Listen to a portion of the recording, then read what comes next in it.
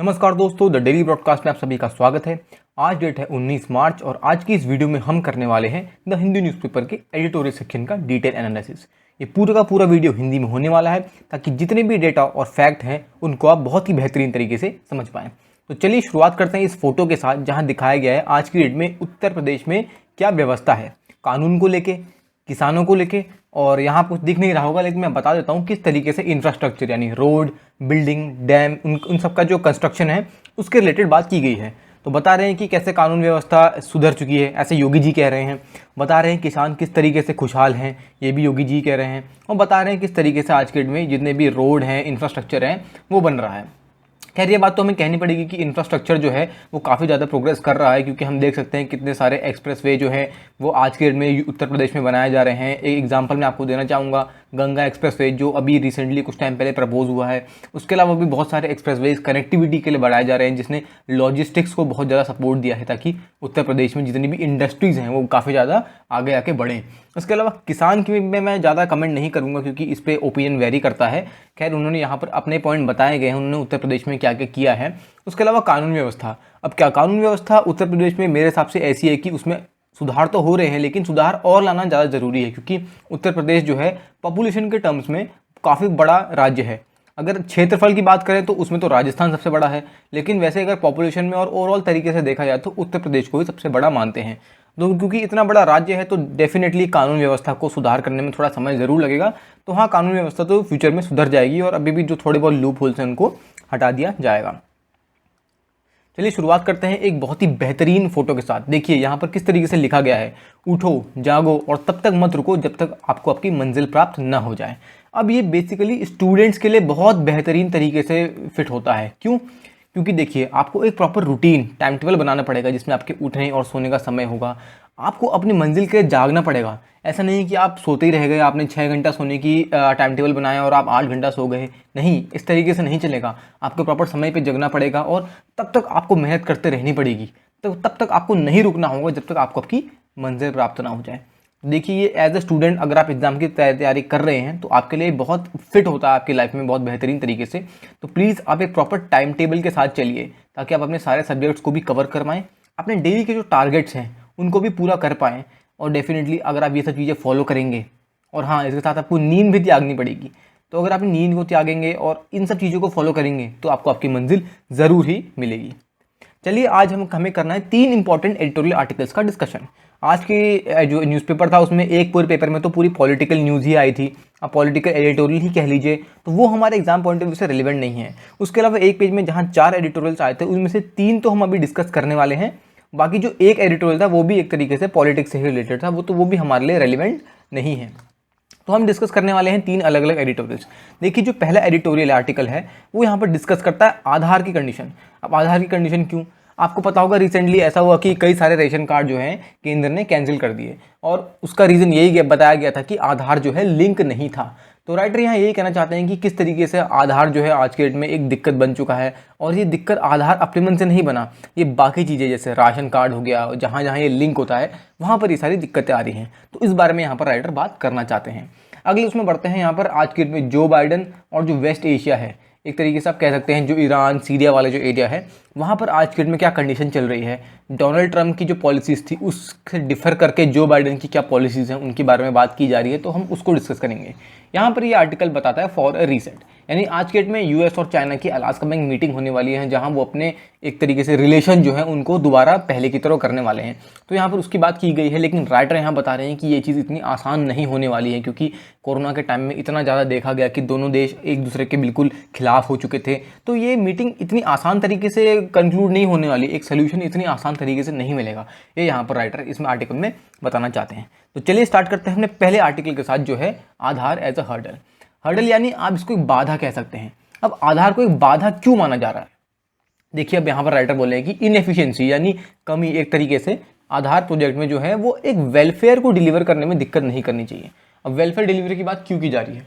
देखिए welfare delivery की बात इसलिए की जा रही है क्योंकि आपको पता होगा कि सरकार की कई सारी ऐसी स्कीम्स हैं, जैसे आपको पता होगा जो पब्लिक डिस्ट्रीब्यूशन सिस्टम है उसके लिए बहुत सारी स्कीम्स हैं। उज्ज्वला योजना है जिसमें एलपीजी सिलेंडर्स का डिस्ट्रीब्यूशन होता है, और बहुत सारी ऐसी स्कीम्स हैं जहाँ पर कई जगह आधार जो है वो एज अ आइडेंटिफिकेशन के लिए यूज़ किया जाता है। लेकिन मान लीजिए अगर कि आधार में ही अपने आप में दिक्कत आ जाए कुछ ऐसी कि आधार का डेटाबेस नहीं हो पा रहा है, मिल नहीं पा रहा है डेटाबेस प्रॉपर्ली, ऐसी अगर कोई भी दिक्कत आ जाए तो क्या ये वेलफेयर स्कीम जो है प्रॉपर्ली फंक्शन कर पाएंगी? बिल्कुल नहीं। और वही चीज़ आज हो रही है। जो रेशन कार्ड जो जिससे लोगों को राशन मिलता है, सरकारी राशन सस्ते में मिलता है, उसमें आज की डेट में आधार इस तरीके से लिंक है कि अगर आधार में दिक्कत आए तो रेशन लोगों को नहीं मिलेगा, और यही हुआ भी है।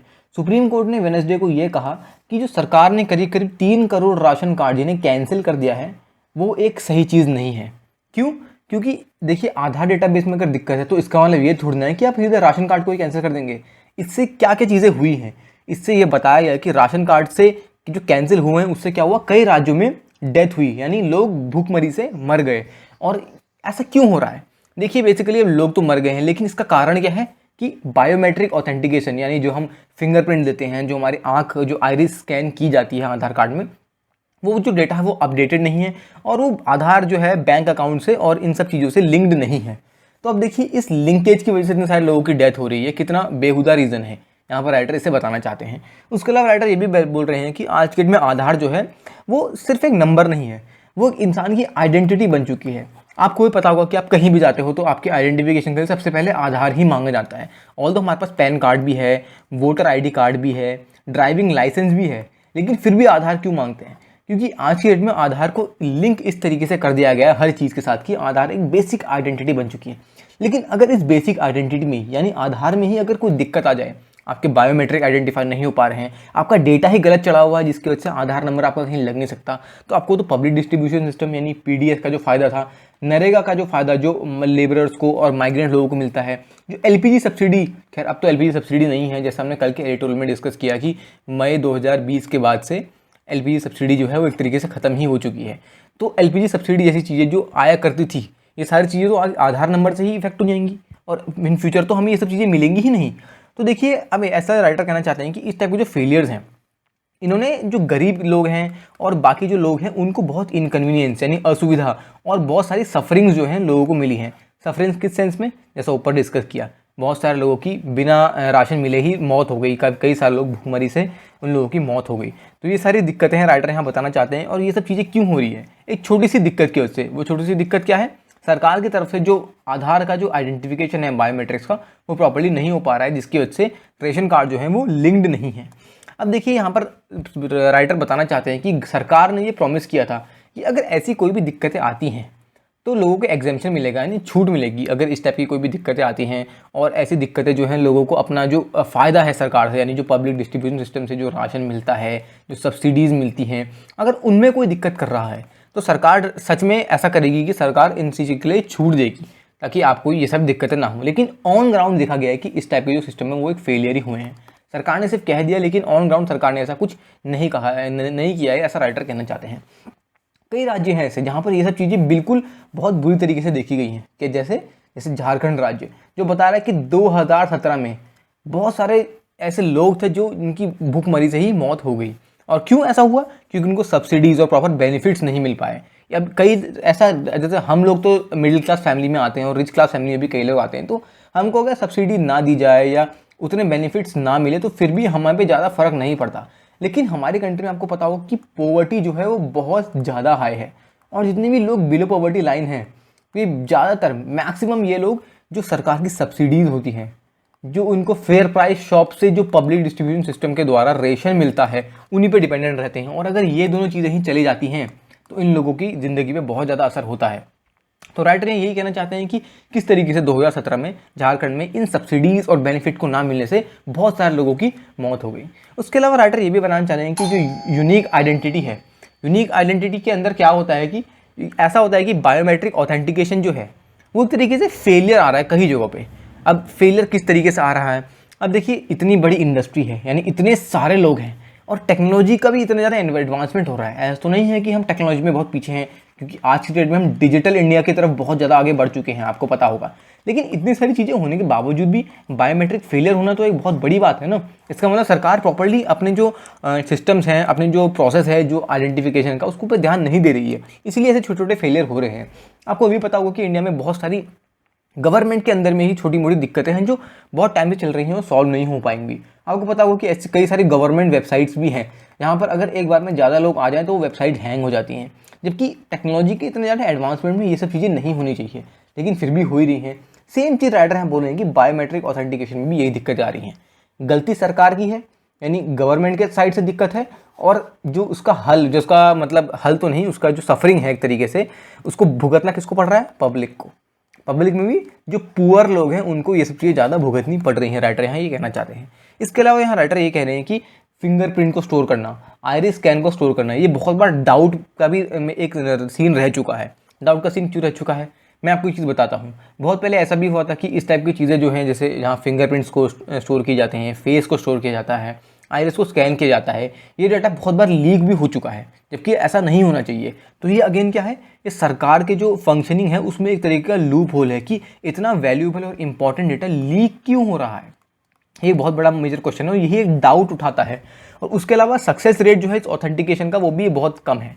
क्यों? आपने भी देखा होगा कई बार, जैसे अगर आपका आधार वेरिफिकेशन हो रहा है तो जब आप अपना थंबप्रिंट लगाते हैं, कई बार वो थंबप्रिंट रिकॉग्नाइज करता ही नहीं है, और ऐसा बहुत बार हो जाता है। और ये तो खैर हमारी बात है, लेकिन हमारे में तो फिर भी ऐसा सक्सेसफुल हो जाता है कभी कभी। लेकिन जो लोग लेबरर्स हैं, जो ट्राइबल पीपल है, उनको तो बहुत ज़्यादा दिक्कतें हैं। और ये दिक्कतें क्यों हैं यहाँ पर? इसलिए क्योंकि ये लोग मैनुअल लेबर और हार्ड लेबर में बहुत ज़्यादा इंगेज हैं।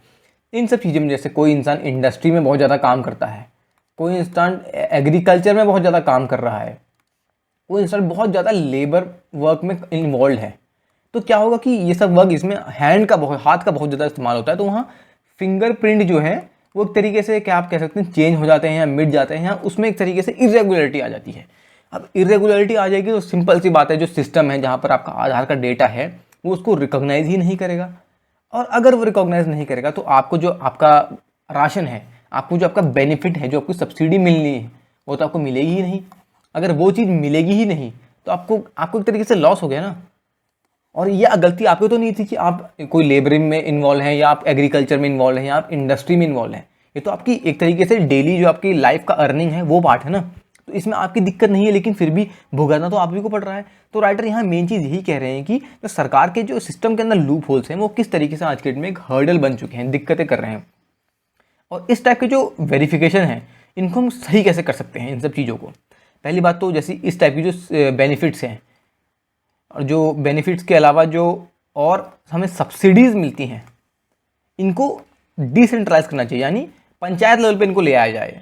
हर पंचायत अपने में लोगों को ये सब सुविधाएं जो हैं प्रोवाइड कर रहे हैं, तो इससे क्या होगा कि काम जो है बढ़ जाएगा, एक केंद्र के ऊपर से लोड हट जाएगा। और क्योंकि अगर काम बढ़ जाएगा, ज़्यादा लोग अगर एक काम कर रहे हैं, तो उससे क्या होगा कि काम जो है आसान हो जाएगा, और ये सब जो दिक्कतें इतनी आ रही हैं, ये दिक्कतें बिल्कुल भी नहीं आएंगी।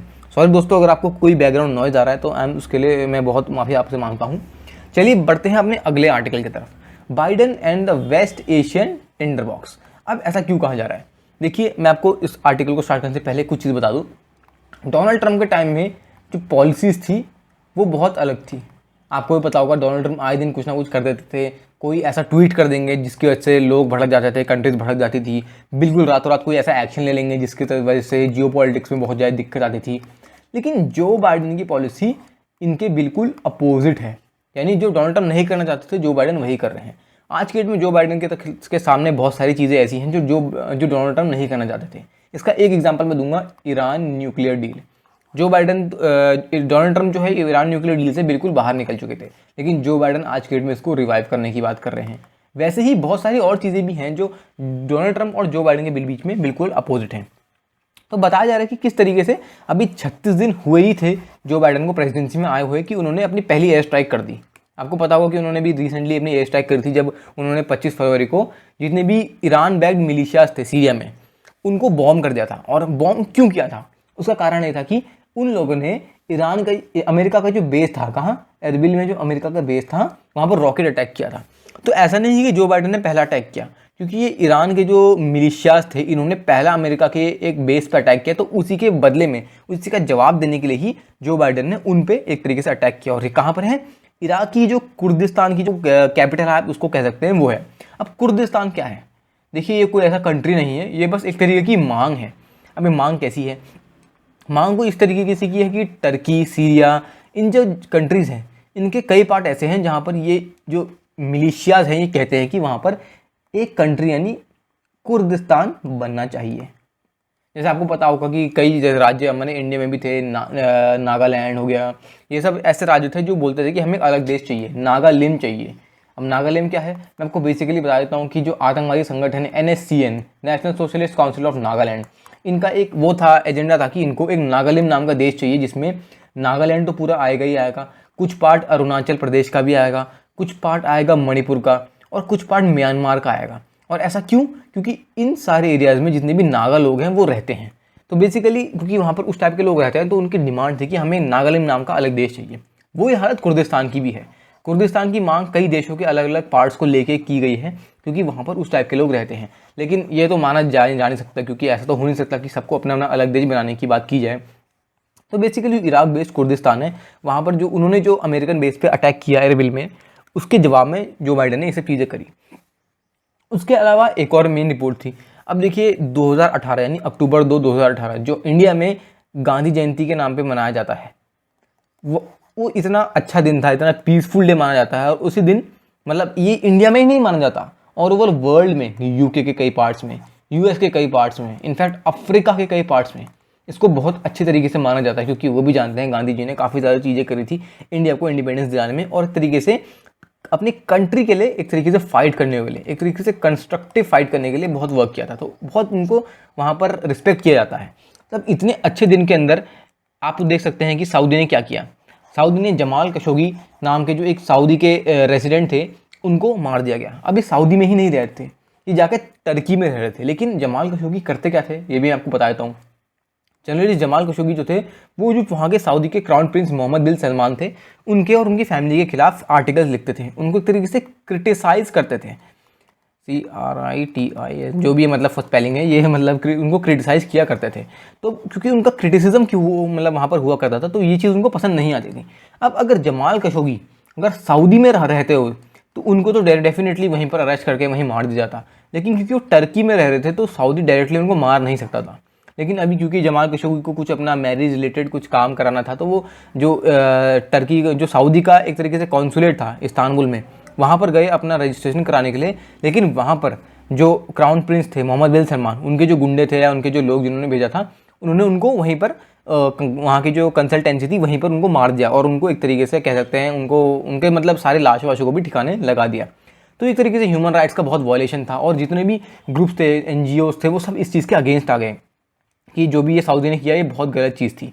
और इसी के रिगार्डिंग जो अभी आपको पता होगा सऊदी पे रिसेंटली सैंक्शंस जो डाले हैं, एक तरीके से यूएस ने जो भी सैंक्शन इम्पोज करे हैं जो बाइडन ने, वो 50-50% आप कह सकते हैं इन सब चीज़ों से रिलेटेड था। 50% तो इस चीज़ का जवाब था कि सारी कंट्रीज़ ये कह रही थी कि जो बाइडन जो है वो एक सॉफ्ट प्रेसिडेंट हैं और एक शांत टाइप के प्रेसिडेंट हैं। तो एक तो उसको जवाब देने के लिए यूएस ने सैंक्शन लगाया सऊदी पे। दूसरा क्योंकि इतना बड़ा आप कह सकते हैं जो सऊदी ने किया जो भी जमाल खशोगी के साथ वो गलत चीज़ थी, बिल्कुल ह्यूमन राइट्स का वॉयलेशन था। तो इस चीज़ के लिए भी यूएस ने सऊदी पे सैंक्शंस लगाए। तो ये बहुत इंपॉर्टेंट था, काफ़ी दिन तक ये न्यूज़ में था, तो आपको इस चीज़ को के बारे में पता होना चाहिए। उसके अलावा बाइडन का जो एडमिनिस्ट्रेशन है ये आज के डेट में जो डोनाल्ड ट्रंप करना चाहते थे उसके बिल्कुल ही अपोजिट है। अपोजिट क्या है? Donald Trump Iran nuclear deal से बाहर निकल गए। जो 2015 में ईरान न्यूक्लियर डील साइन की थी उससे डोनाल्ड ट्रंप बाहर आ गए। लेकिन बाइडन आज की डेट में क्या करना चाहते हैं? बाइडन ईरान न्यूक्लियर डील को रिवाइव करना चाहते हैं। देखिए चीज़ें भी कितनी तरीके से अपोजिट चल रही हैं। तो ये आज की डेट में बाइडन के सामने एक तरीके से चैलेंजेस हैं। और तीन डिसीजन क्या क्या? पहले तो होगा कि जो आज की डेट में वेस्ट एशिया के अंदर जो भी ईरान के अंदर जो भी चीज़ें चल रही हैं, आप देख सकते हैं कुर्दिस्तान के अंदर बॉम्बिंग करना, ये सब चीज़ें, ठीक है। दूसरा जमाल खशोगी के मर्डर के लिए सैंक्शन डालना, और तीसरा ईरान न्यूक्लियर डील। इस जो तीनों चीज़ें ये आज की डेट में एक तरीके से कनेक्टेड तो नहीं है, लेकिन ये वेस्ट एशिया पॉलिसी को फ्रेम करने में, इसको आगे बढ़ाने में बहुत ज़्यादा हेल्प करने वाली है। क्योंकि आज के डेट में यही तो एक चैलेंज है जो बाइडन के सामने खड़ा है। उसके अलावा यहाँ पर ये भी बता रहे हैं कि किस तरीके से ओबामा ने ईरान न्यूक्लियर डील को अपना प्राइमरी फॉरेन पॉलिसी चैलेंज माना था। देखिए हर प्रेसिडेंट जो है ना उसका एक टारगेट होता है।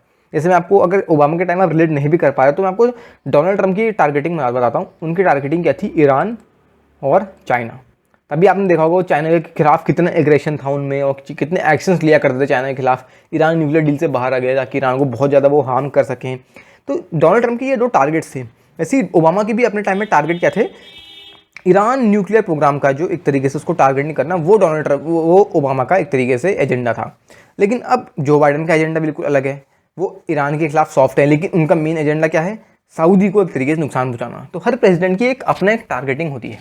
आप हम देख सकते हैं किस तरीके से ट्रंप ने अपने टाइम में ईरान न्यूक्लियर डील को अबैंडन कर दिया, तेहरान पे सैंक्शंस डाल दिए गए। उसके अलावा सऊदी जो है उसको बिल्कुल अनकंडीशनल सपोर्ट प्रोवाइड किया उस टाइम पे, जो भी आज बिल्कुल अपोजिट है। और इसराइल को एक तरीके से रिकॉग्निशन देने में भी हेल्प करी। और इनफैक्ट उन्होंने तो सबसे बड़ी चीज़ ये भी करी कि उन्होंने एक टॉप ईरानियन जनरल को भी असैसिनेट किया, एक तरीके से उनको मरवा दिया।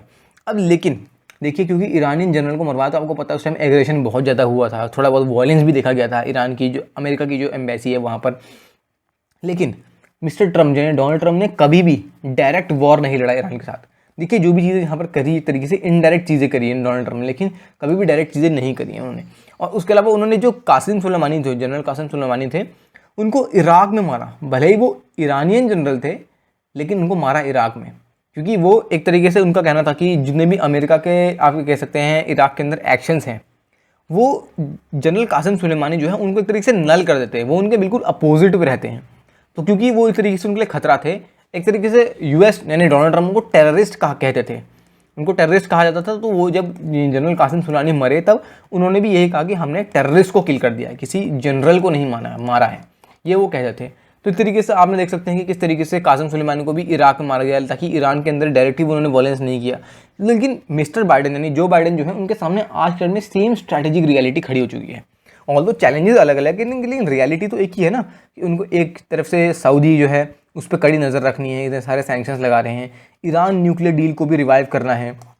अभी हम आगे आर्टिकल्स में पढ़ेंगे किस तरीके से चाइना की तरफ भी थोड़ा सा हम कह सकते हैं डिपेंडेंसी बढ़ रही है, ये सब चीज़ें भी हम पढ़ने वाले हैं। तो देखिए, हम बताएगा कि किस तरीके से चाइना के साथ जो कॉम्पिटिशन है उसने जो पुराना कोल्ड वॉर था उसको रिवाइव कर दिया गया है। अब कोल्ड वॉर किस तरीके से था, देखिए ये ऐसा वॉर नहीं है कि आमने सामने लड़ाई लड़ रहे हैं। कोल्ड वॉर किस तरीके से, मान लीजिए कि अमेरिका ने कोई तगड़ी मिसाइल बनाई, तो चाइना ने भी उस टाइप की कोई मिसाइल बना दी उनको एक तरीके से जवाब देने के लिए। और चाइना ने कोई नई टेक्नोलॉजी लाई, 5G में कोई इंप्रूवमेंट किया, तो यूएस भी 5G के लिए वर्क करने लग गया ताकि वो चाइना को जवाब दे सके। तो बेसिकली ये कोल्ड वॉर है, जहाँ पर डायरेक्टली नहीं लेकिन इनडायरेक्टली आपस में कंट्रीज लड़ रही हैं। लेकिन आज के डेट में इंडो पैसिफिक का जो कंसर्न है वो बहुत ज़्यादा बढ़ चुका है। आपको पता होगा रिसेंटली क्वाड की जो मीटिंग हुई थी उसमें भी इंडो पैसिफिक की जो कंसर्न थे उनको डिस्कस किया गया था, और चाइना जो है इस चीज़ के लिए बहुत ज़्यादा आज के डेट में अवेयर है। अब देखिए, यहाँ पर ये सब चीज़ें जैसे बात की गई, तो हम देख रहे हैं कि डोनाल्ड ट्रम्प के जो बाइडेन के सामने क्या क्या चीज़ें आज की डेट में खड़ी हैं। ये जो 3 चैलेंजेस हैं बहुत बड़े चैलेंजेस हैं, और अगर 3 चैलेंजेस सक्सेसफुल हो जाएं तो डेफिनेटली जो बाइडेन की वेस्ट एशिया के लिए पॉलिसी है ये आज की डेट में इम्प्रूव हो जाएगी। लेकिन अब ये कितना होती है फ्यूचर में ये तो देखा जाएगा। खैर, इसमें काफ़ी सारे डेटा फिगर्स थे, आप इनको प्लीज़ अपने दिमाग में ध्यान रखिएगा, क्योंकि आगे जाके आपके काम आने वाले हैं। अगले एडिटोरियल की तरफ बढ़ते हैं। ये कहता है फॉर अ रीसेट, यानी आज के डेट में आप देखिए यूएस और चाइना के बीच में अलास्का में मीटिंग होने वाली है। अब ये मीटिंग क्यों होने वाली है, देखिए बहुत स्ट्रेंज बात है, अभी तक ऐसा कुछ एकदम से पता नहीं था, और आज हमें इस न्यूज़ में पता चल रहा है कि यूएस और चाइना के बीच में एक मीटिंग होने वाली है। अब डायरेक्टर ऐसा कहना चाहते हैं कि मीटिंग तो भले ही हो रही है, लेकिन वो सडन इंप्रूवमेंट नहीं होने वाला उन लोगों के टाइज में, उन लोगों के रिलेशन में कोई इंप्रूवमेंट नहीं आने वाला बहुत ज़्यादा एक छोटी सी मीटिंग से ही। इसको टाइम लग सकता है, लेकिन अभी तो कुछ नहीं होने वाला, ऐसा कह रहे राइटर। और राइटर बता रहे हैं किस तरीके से आज के टॉप डिप्लोमेट जो हैं यूएस चाइना के डिप्लोमेट, उन्होंने अपनी अलास्का में मीटिंग रख चुकी है। अब ये मीटिंग जो है ये एक तरीके से काफ़ी डिफिकल्ट होने वाली है, क्योंकि रिश्तों में कड़वाहट तो बहुत ज़्यादा आ चुकी है, ये आपको भी पता है। जैसे डोनाल्ड ट्रम्प ने कोरोना वायरस के अगेन जब हुआ था तो उसमें चाइना को बहुत ज़्यादा ब्लेम किया, तो काफ़ी सारी चीज़ें हैं, उसके खिलाफ ट्रेड वॉर भी बहुत ज़्यादा हुआ है, काफ़ी ज़्यादा चीज़ें हुई, आपको भी ये सब चीज़ें पता हैं। तो ये सब चीज़ें जो हैं काफ़ी डिफिकल्टी लाने वाली है उनकी बातचीत में। अभी जो मीटिंग होने वाली है उसमें होने क्या वाला है, यूएस के जो सेक्रेटरी हैं ऑफ स्टेट कौन है, एंटोनी ब्लिंकन, और यांग जीची जो एक तरीके से मेंबर हैं सेंट्रल फॉरेन अफेयर्स कमीशन जो चाइना की तरफ से हैं, और उसके अलावा यूएस के जो नेशनल सिक्योरिटी एडवाइजर हैं जेक सुलिवन, इनका नाम भी काफ़ी सुर्खियों में रहता है, और जो चाइना के फॉरेन मिनिस्टर और स्टेट काउंसिलर हैं वैंग यी, ये लोग मीटिंग को प्रॉपर्ली कंडक्ट करने वाले हैं। आपस में आप देख सकते हैं एक तरीके से जो टॉप डिप्लोमेट है उन्हीं के बीच में ये मीटिंग होने वाली है। अब इसमें जो टेंशन हैं वो कहाँ से आ गई हैं, देखिए ये टेंशन जो है जो बाइडेन के टाइम में नहीं है।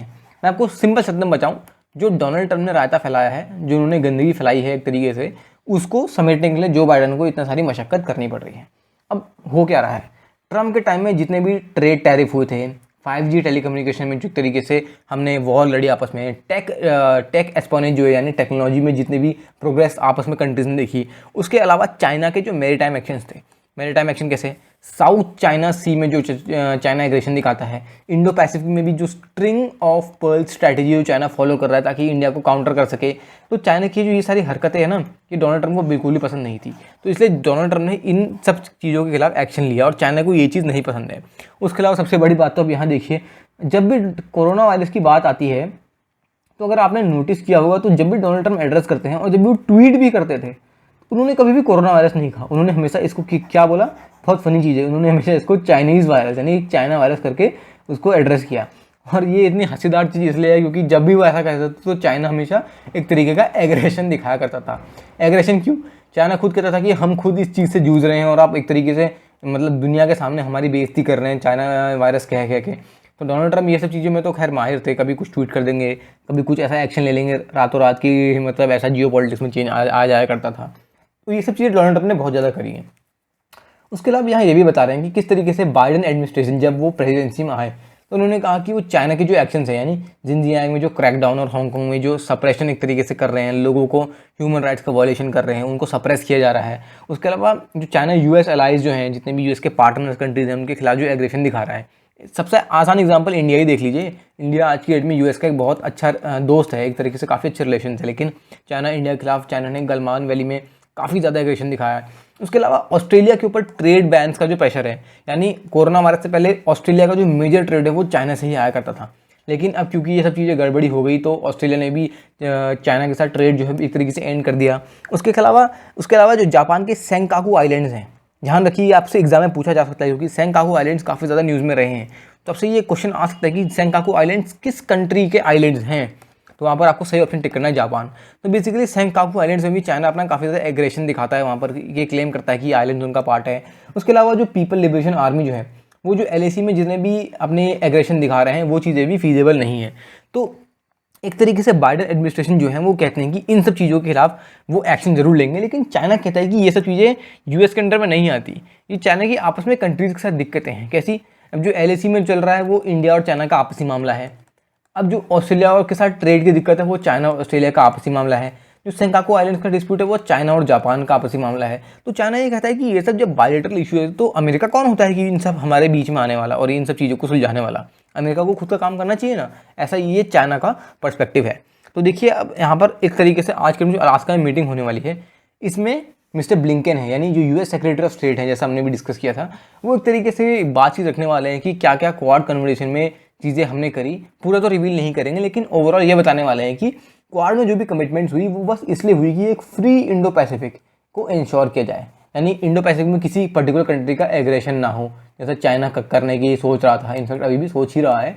तो किसी पर्टिकुलर कंट्री का एग्रेशन ना हो और इंडो पैसिफिक जो है वो सभी कंट्रीज़ के लिए फ्री रहे। उसके अलावा चाइना जो है उसकी भी एक तरीके से मांग है, क्योंकि सिंपल सी बात है, अगर चाइना की कोई मांग होती ही नहीं तो चाइना तो आगे आता ही नहीं ना कभी इस बातचीत को करने के लिए। लेकिन क्योंकि सबके अपने अपने इंटरेस्ट होते हैं, तो चाइना का इंटरेस्ट ये है कि जो ट्रंप के टाइम में जितनी भी पॉलिसीज़ लगाई गई थी, जितने भी सैंक्शंस लगाए गए थे जिसकी वजह से चाइना को हार्म हुआ, उन सबको हटाया जाए, उनके एक तरीके से रिवर्सल किया जाए और उनका रिवर्सल होने के बाद एक प्रॉपर स्ट्रक्चर्ड डायलॉग में चीज़ें आगे चलें। स्ट्रक्चर डायलॉग में किस तरीके से? एक प्रॉपर प्लानिंग के साथ आगे की फ्यूचर की स्ट्रैटेजी डिस्कस की जाए और उस फ्यूचर की स्ट्रैटेजी से ही चाइना और यूएस के रिलेशंस जो है एक तरीके से एनहेंस होंगे, बढ़ेंगे। क्योंकि देखिए मैंने आपको पहले ही बताया कि जो बाइडेन की जो स्ट्रैटेजी है वो डोनाल्ड ट्रंप के बिल्कुल अपोजिट है। डोनाल्ड ट्रंप जो है बिल्कुल चाइना के अपोजिट चलते हैं, वो भी चाइना के बिल्कुल अगेंस्ट। लेकिन जो बाइडेन जो है वो चाइना के साथ अपने जो रिलेशंस हैं उनको रिवाइव करने की बात रखते हैं। तो देखिए किस तरीके से दोनों कंट्रीज बिल्कुल अपोजिट हैं और आज के डेट में जो अलास्का में मीटिंग हो रही है ये भी इसी वजह से ही हो रही है। उसके अलावा चाइना जो है वो एक तरीके से यूएस ने जो ट्रेड सैंक्शंस डाले थे, जिनकी हमने अभी भी बात करी, उन पे एक तरीके से बैन यानी मतलब एंड खत्म करना चाहते हैं, क्योंकि ये सब चीज़ें जो हैं बहुत दिक्कतें करती हैं। उसके अलावा जो डोनाल्ड ट्रंप है वो उनको बहुत ही खतरनाक उन्होंने चीज़ करी है। दूसरी कंट्री की कंपनीज पे सैंक्शन डालो तो बात है, सिंपल सी बात है, आपने हुआवे और शाओमी पे जब सैंक्शंस डाले तो समझ में आता है कि ये चाइनीज़ कंपनी है, उन पर सैंक्शन डाल दिए। ये इतना ज़्यादा आगे बढ़ गया कि इन्होंने अमेरिका की कंपनी पे तक सैंक्शन डाल दिए, अपनी खुद की देश की कंपनी में सैंक्शन डाल दिया। और सैंक्शन क्यों डाले? ताकि ये अमेरिका की कंपनी जो है ये चाइना में मैन्युफैक्चरिंग ना कर सके। मतलब उनका एक तरीके से सैंक्शन डालने का तरीका ये था कि तुम दुनिया में कहीं भी मैन्युफैक्चरिंग करो लेकिन चाइना में नहीं करोगे, इसलिए और इस चीज़ को इंश्योर करने के लिए ताकि ये कंपनी ऐसा कर ना दें, उन्होंने सीधा सैंक्शन से डाल दिया अपनी कंपनी पे। वीज़ा बैन, ये बहुत हॉट टॉपिक रहा है। कल के आर्टिकल में भी हमने ये चीज़ डिस्कस कर दी और आज भी डिस्कस करें कि वीज़ा बैन, वो भी डोनाल्ड ट्रंप का बहुत इंपॉर्टेंट एजेंडा था कि वो वीज़ा बैन जो है वो करेंगे ताकि अमेरिका के जो लोग हैं वो एक तरीके से अपने कंट्री के अंदर प्रॉपर्ली जॉब कर पाएँ, ज़्यादा इमाइग्रेंट्स ना हो पाए अमेरिका के अंदर। तो ये सारी चीज़ें जो हैं डोनाल्ड ट्रंप की पॉलिसी थी। और कोरोना के टाइम में आपको ये पता होगा कि जो चाइना की जो कॉन्सुलेट थी ह्यूस्टन में, उसको बंद कर दिया गया था। वहाँ पे जितने भी उनके डिप्लोमेट्स थे उनको चाइना वापस भेज दिया गया, ये कह के कि कोरोना जो है वो चाइना ने ही फैलाया है और सारी जो रिस्पॉन्सिबिलिटी है, जो ग्लोब में जितनी भी चीज़ें गड़बड़ हो रही है चाइना की रिस्पॉन्सिबिलिटी है, तो हम आपकी कॉन्सुलेट ह्यूस्टन में नहीं चलने देंगे। इसलिए ह्यूस्टन में जो कॉन्सुलेट थी उस टाइम बंद कर दी गई थी। तो चाइना आज की डेट में चाहता है कि जो ट्रेड सैंक्शंस थे, अमेरिका कंपनीज पे जो बैन लगाया गया, मैन्युफैक्चरिंग बैन, जो ह्यूस्टन में कंसुलेट को बंद कर दिया गया, इन सब चीज़ों को दोबारा सही किया जाए, जैसी पहले थी वैसे ही किया जाए। यानी साफ एक तरीके से पहले तो चाइना कहता था कि उनको डोनाल्ड ट्रंप से कुछ फ़र्क नहीं पड़ता, लेकिन यहाँ तो साफ दिख रहा है कि जो चाइना को बहुत सारी दिक्कतें तो हुई हैं, उनको काफ़ी ज़्यादा हार्म तो हुआ है अपने ट्रेड में, अपनी फॉरेन पॉलिसी में। तो उन सब चीज़ों को चाइना रिवाइव करना चाहता है। अब ये मीटिंग जो है एक तरीके से हमें क्या मैसेज देती है? हमें ये मैसेज देती है कि दोनों साइड यानी यूएसए और चाइना जो है वो आपस में राज़ी हैं एक दूसरे के साथ अपने रिलेशंस को सही करने में, एक दूसरे के साथ एंगेज होने में। यानी दोनों कंट्रीज़ देखो हैं तो सुपर पावर एक तरीके से आज की डेट में, दोनों डेवलप्ड कंट्रीज़ भी हैं, लेकिन फिर भी एक दूसरे की कॉपरेशन उन दोनों को आज की डेट में उसकी नीड पड़ रही है, इसीलिए वो आज की डेट में मीटिंग भी करने की बात कर रहे हैं। उसके अलावा जो मिस्टर ब्लिंकन है उन्होंने ये भी बात करी कि किस तरीके से यूएस जो है वो सही टाइम पे सही चीज़ करेगा, यानी जो चीज़ जब करनी तब करेगा। कैसे? जहाँ पर कॉम्पिटिटिव होना है वहाँ पर कॉम्पिटिटिव भी होगा, यानी जहाँ पर टेक्नोलॉजी को एनहेंस करना है, किसी कम कंट्री के साथ में कॉम्पिटिशन बढ़ाना है, वहाँ पर वो भी करेगा। जहाँ पर कोलैबोरेशन करने हैं, जैसे इंडिया के साथ कई जगहों पे कोलैबोरेट किया है यूएस ने, वहाँ पर कोलैबोरेशन भी करेगा। और जहाँ पर एडवर्सरियल होना है, यानी जहाँ पर उनको लगता है कि चीज़ें गड़बड़ है, जहाँ उनको एग्रेशन दिखाना चाहिए, वहाँ एग्रेशन भी दिखाएगा। यानी एक तरीके से उन्होंने साफ चीज़ ये कह दी कि हमें जो चीज़ जहाँ पर सही लगेगी हम उस चीज़ को वहाँ पर ही करेंगे। ये चीज़ उन्होंने साफ साफ चाइना के सामने रख दी है। और एक तरीके से आज की में चाइना के साथ क्लाइमेट चेंज पे भी बात करने वाले हैं। क्यों? आपको पता होगा रिसेंटली जो मतलब पेरिस क्लाइमेट एग्रीमेंट के जितने भी गोल्स हैं, उसके अलावा जितने भी ओवरऑल ग्लोब के क्लाइमेट गोल्स हैं, उसमें चाइना ने कहा था कि वो अपने कार्बन एमिशंस को एक तरीके से कम तो अभी नहीं कर पाएंगे इतनी जल्दी, उनको करीब करीब बाकी देशों से 10 साल ज़्यादा चाहिए, क्योंकि वो एक तरीके से बहुत बड़ा हब है मैन्युफैक्चरिंग हब, तो उनको दिक्कतें आएंगी।